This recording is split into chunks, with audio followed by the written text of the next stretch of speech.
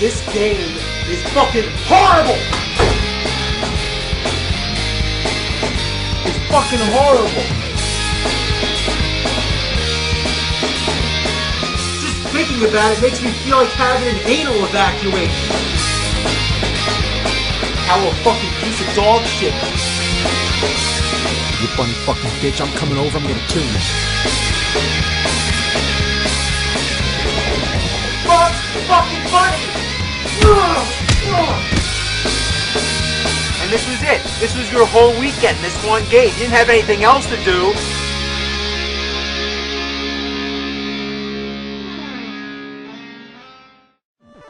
If they move, kill them. Yeah, shoot them. Shoot them. That's what you do. Kill everybody on the screen. Don't let anybody live. That's what games were all about. You see somebody, you pump their motherfucking ass full of lead.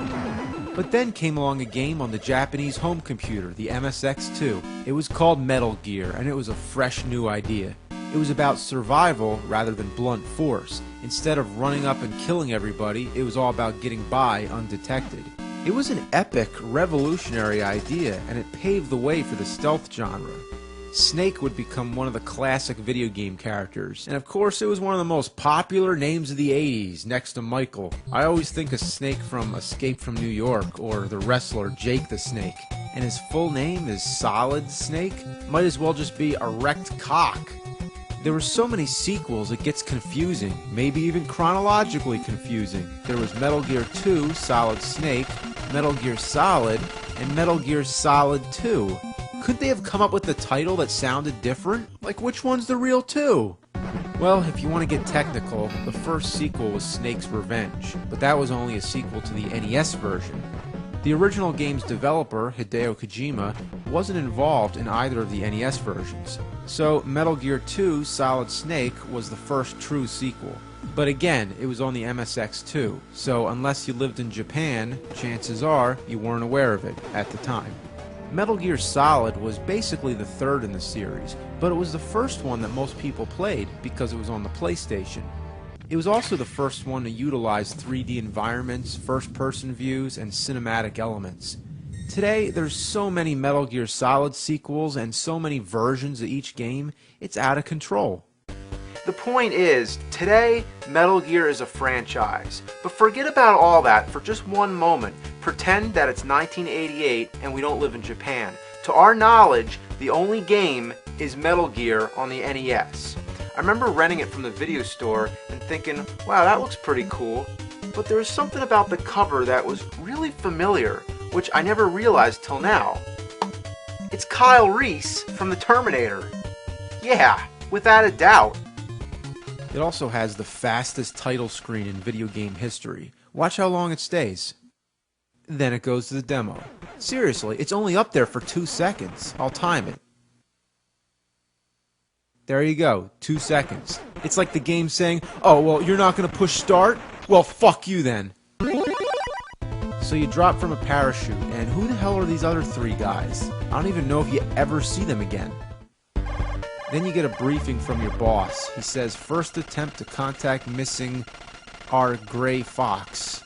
Great, there's a typo on the first message. So then you walk over, you could either just go up and fight this guy, or wait for him to fall asleep. Or feel asleep. I guess if he feels asleep, that's good enough. But even then, when you go near him, he just wakes up. So what's the difference? Then there's all these dogs. Your first instinct's to sneak by, but look at this. I can't fucking go through it. What's blocking me? If you really weren't intended to fit through, couldn't they have put these jeeps closer to the grass? You can only move along a grid, so basically you can't go near anything. Bad game design at its finest. So I punch out all these dogs, and then I just go to the next screen. Just keep walking down, walking down. Oh, fuck. What was the point of that? You know what the point was? To waste my fucking time. Now the dogs are back? Of course, it's the classic respawning enemy bullshit. So I gotta punch the fucking dogs again. And you know, who the hell goes around punching dogs? Alright, come on, you mother bitch. Come on! Ugh, damn it! Alright, now I'm gonna get in this truck here. Wow, this truck's the size of a fucking house.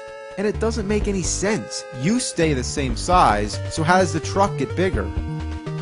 Oh well, whatever. What's this? Binoculars? Alright, gonna go back out here. What the fuck? That was ridiculous! The enemies respawn if you go in the truck. It's not like I left the screen, it was just a sub area. And once you get out of the truck, you're immediately open to enemy fire. That is so fucking cheap. You wanna play dirty? Alright, fucking goddamn piece of shit. The one thing that's cool, I still have my binoculars, so I don't gotta go in that truck again. Just gonna punch this motherfucker. Die! Asshole. Go to the select screen here, choose the binoculars. Okay, so let's try them out. Alright, I'm using the D-pad. Looks like I'm scanning the environment. Just a little handy way to see what lies ahead, I suppose. Now I'm going back to the select screen, turn it off. Okay. What? You son of a bitch! The enemies respawn if you use the binoculars. You can't do anything. Was this a glitch? Or were the game designers deliberately trying to be fucking assholes? Seriously! And this whole jungle scene wasn't even in the original version. Like, let's see, what kind of stupid shit can we add? Let's take a great game and just dump an assload of diarrhea all over it. Now where the fuck am I? It's the same screen being repeated. Is it like in Zelda, where you have to go northwest, southwest? But no, you just go down. Whenever you go left or right, it just takes you back to the same spot. Then let me ask a perfectly legit question. What were they thinking? Why not just have one path? Thanks for tricking me into thinking I'm going somewhere when I'm really not. Alright, you bastard. Fuck! Oh my god. I gotta go back to the beginning every time? Are there any checkpoints? Am I ever gonna get to continue? And where's my fucking gun? Is that all I get? Just my fist? Oh, I have a pack of cigarettes too. Wow, hey kids, smoke up. The menus suck. Check it out, here's how it works. Select brings up the main menu. Now, select does nothing. B goes back to the game, and A chooses a sub-menu. Now, select goes back to the game, and B now does nothing, and A chooses the items. It's so inconsistent. Until you get used to it, it takes so fucking long to navigate. I'm not trying to find flaws in this game. This is honestly how I felt the first time playing this 20 years ago. I hated it. I wanted to know two things. When do I get a gun? When do I get to continue? I kept dying over and over again, and seeing that first screen so many times left a permanent mental image in my brain for the rest of my life. But once you learn how to get by, you go in the first building, and soon enough you get the gun. Once that happens, the game gets a lot easier. But still, every time you die, you go back to the fucking beginning. But, like I said, you get to keep your weapons, so once you have the gun, you're all set. And some of the trucks drive you around, kind of like a warp zone, but you have no control over it. You just step into a random truck and off you go. Uh-oh, the truck have started to move. Man, these translations suck. Couldn't they get anybody to proofread this shitload of fuck? Anyway, each time I play it, I seem to get one step further. But there's always going to be something unexpected.